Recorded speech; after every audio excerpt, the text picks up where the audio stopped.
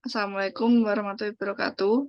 Kami dari kelompok 4 akan mempresentasikan materi internasional Human Resource Management. Sebelumnya, perkenalkan nama saya Ananda Karismatika sebagai moderator dengan NIM akhir 0018.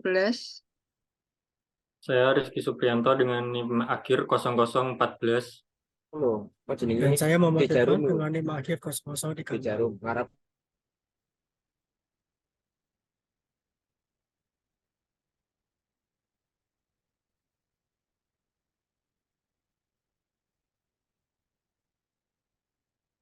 Perencanaan dan peramalan tenaga kerja global.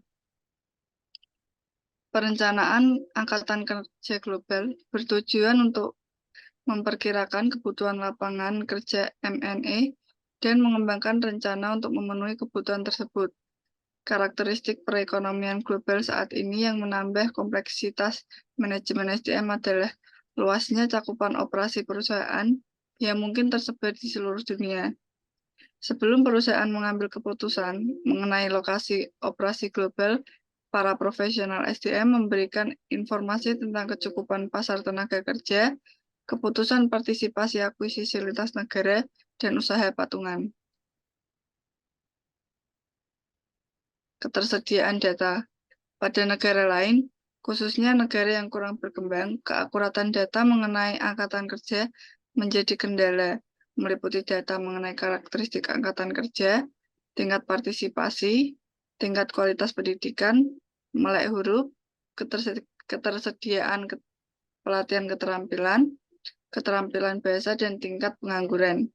Data-data yang disediakan lembaga pemerintah atau lembaga internasional tidak memadai, sehingga para profesional IHR harus mengembangkan data dari sumber independen.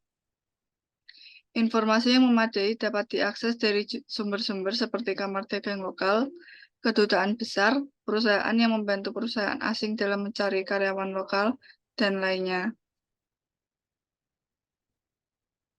Karakteristik penduduk, kekurangan dan kelebihan. Tingkat partisipasi angkatan kerja laki-laki dan perempuan sangat bervariasi dari satu negara ke negara lain, sehingga faktor ini mempunyai dampak besar terhadap jumlah tenaga kerja di suatu negara. Misalnya, tingkat partisipasi angkatan kerja perempuan menurut data yang tersedia berkisar dari yang terendah sebesar 24,3% untuk Turki hingga yang tertinggi sebesar 73,4% untuk Islandia. Teknologi memungkinkan untuk menggunakan pekerja dari hampir semua lokasi tanpa mereka harus pindah ke tempat majikan berada. Bagi perusahaan yang ingin menjalankan bisnis di pasar negara berkembang, peran IHRM dalam memastikan angkatan kerja lokal yang baik sangatlah penting. Perusahaan menghadapi sejumlah tantangan besar SDM, mulai dari nepotisme dan pencurian hingga keterampilan rendah dan kelebihan serta resume yang palsu.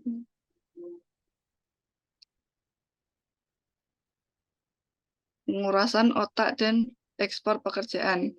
Suatu warga negara yang terbelajar dan berketerampilan meninggalkan negara asal untuk mencari pekerjaan dengan gaji yang lebih baik di negara maju.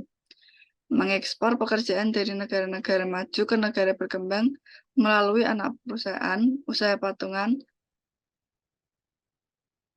outsourcing, dan lepas pantai merupakan alternatif karena kedua belah pihak memperoleh manfaat dari pengaturan ini.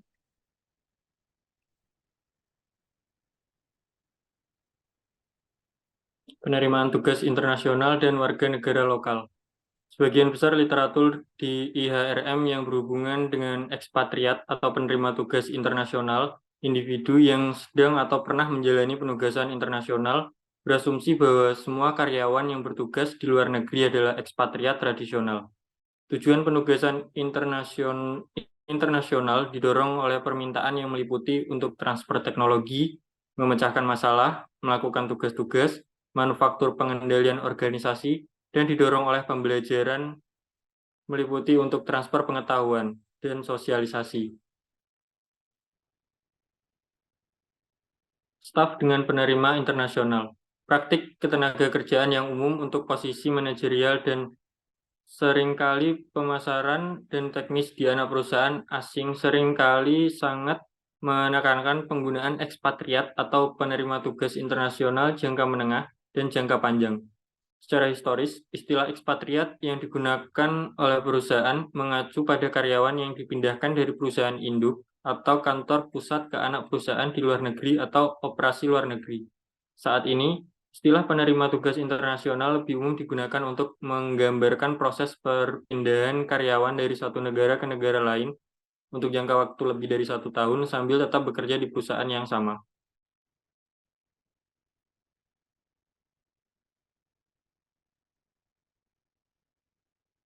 Mengembangkan kumpulan kandidat penerima tugas internasional. Salah satu cara agar perusahaan dapat mengembangkan lebih banyak waktu tunggu untuk mengelola proses seleksi penerima tugas internasional adalah dengan mengembangkan kelompok kandidat potensial. Hal ini akan melibatkan penilaian awal, identifikasi diri atas minat dan penilaian mandiri untuk kesiapan, dan kemungkinan persiapan awal di dalam hal ini. Pilihan. Keputusan seleksi untuk penerima tugas internasional sangatlah penting. Kesalahan dalam seleksi dapat menimbulkan dampak negatif yang sangat besar, berhasilan operasi di luar negeri, serta karir para manajer yang direlokasikan.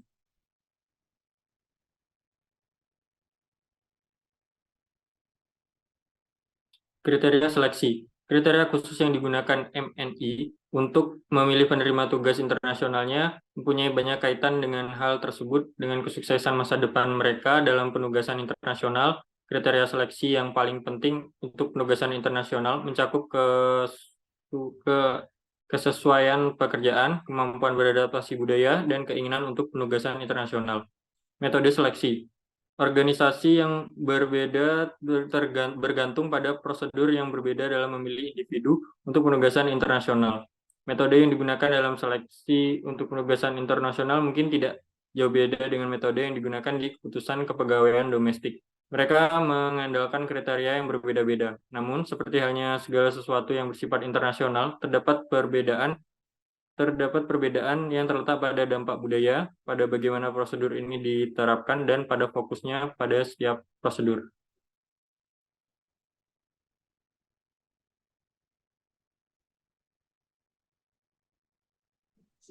Tantangan untuk sukses dalam penanggutan staf penerima tugas internasional.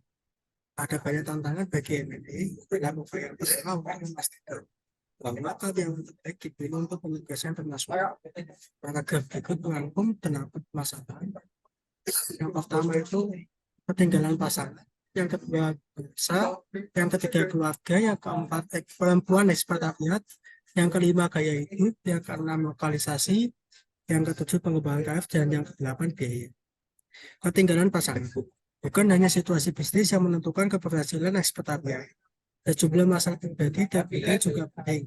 Misalnya, kemudian dilakukan oleh Organization Resource Councils atau FC, manajer SDM internasional percaya bahwa penugasan pasangan KF ganda di luar negeri merupakan salah satu dari 5 tantangan terbesar yang mereka hadapi.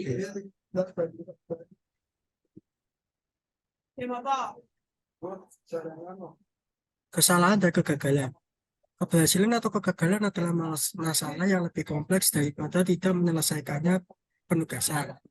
Keberhasilan atau kegagalan bagi penerima tugas internasional biasanya didefinisikan dalam istilah dari 3 jenis kegagalan. Yang pertama dropout, burnout atau turnover, yang kemudian repatriasi. Kesalahan dalam memilih penerima tugas internasional. Perusahaan multinasional biasanya melakukan sejumlah hal yang menimbulkan masalah dengan penerima tugas internasionalnya. Hal ini mencakup keputusan untuk merelokasi penduduk dibuat dengan yang lebih sedikit, ya, penerima tugas tidak diberikan pelatihan dan atau bahasa apapun yang memadai pelatihan. Bahasa salah satu masalah yang terus berlanjut baik pada penerima tugas internasional maupun tenaga kerja asing adalah masalah bahasa. Meskipun bahasa Inggris telah menjadi bahasa bisnis internasional, dengan sebagian besar perusahaan multinasional menggunakan bahasa Inggris di antara manajemen puncak mereka sudah dibeli. Hal ini hanyalah kebijakan dan praktik sama pentingnya bagi penerima tugas internasional untuk memiliki pengetahuan tentang bahasa negara tempat mereka ditugaskan. Keluarga. Banyak tantangan yang dihadapi oleh penerima tugas nasional. Melibatkan keluarga mereka. Semakin banyak jenis manajer dan spesialis yang mencari penugasan ke luar negeri atau diminta oleh majikan mereka untuk pindah. Seringkali pasangan terlibat dalam karir mereka sendiri. Seperti yang dibahas dalam topik pertama bagian pertama. Sekretariat perempuan. Sebagai besar penerimaan tugas nasional adalah laki-laki.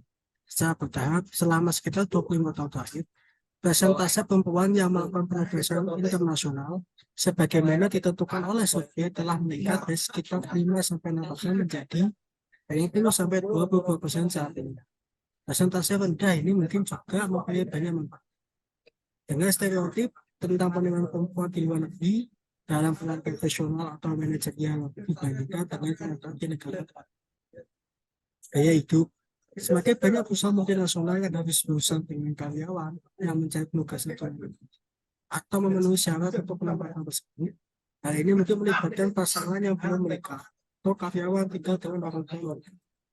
Semua situasi ini menciptakan tantangan yang harus diatasi oleh human resource. Lokalisasi. Salah satu tantangan yang dihadapi oleh banyak perusahaan internasional adalah ekspatariat yang tinggal dalam jangka. Hal ini menjadi masalah karena internasional penugasan dalam situasi ini harus melakukan kunjungan dan insentif ekspatariat. Meskipun mereka telah belajar untuk hidup, untuk mengatasi masalah ini, banyak perusahaan telah mengembangkan kebijakan seperti mewajibkan semua petugas nasional untuk beralih ke paket kompensasi lokal. Jika mereka tetap menjalani tugas lama yaitu kontrak penugasan. Pengembangan grafik. Karena penugasan internasional seringkali dilakukan bersifat sangat berkembang, banyak perusahaan sekarang melakukan manajer di atas tingkat waktu dan organisasi untuk memiliki pengalaman penugasan internasional. Maka penempatan ke penugasan asing menjadi bagian sangat penting rencana karir seorang individu.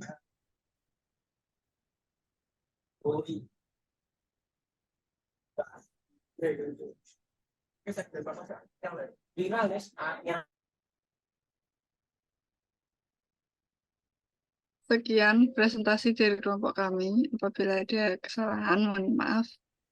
Wassalamualaikum warahmatullahi wabarakatuh.